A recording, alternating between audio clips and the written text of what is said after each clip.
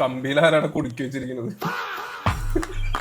കമ്പി ആരും കുടിക്കില്ല.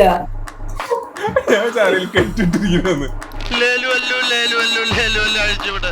ഈ ഡോക്ടർ വേറെ ഡോക്ടർ ആണല്ലോ, ഞാൻ എവിടെയോ കണ്ടിട്ടുണ്ട്. നമ്മടെ സണ്ണിക്കുട്ട. അതിലെ ട്രീറ്റ്മെന്റ് വേണോ?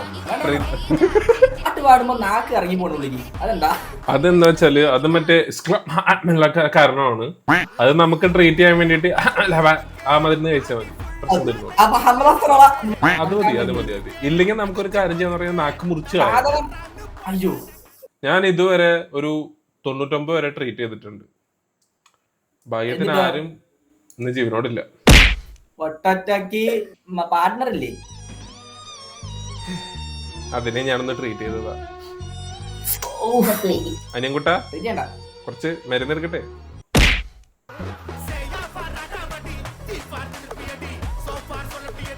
ഞാനേ ഒരു പാട്ട് പാടുത്തട്ടെ? ഞാൻ സ്വന്തമായിട്ട് എഴുതിയ പാട്ടാണ്. കേക്കട്ടെ. സാഡ് സാധനമാ.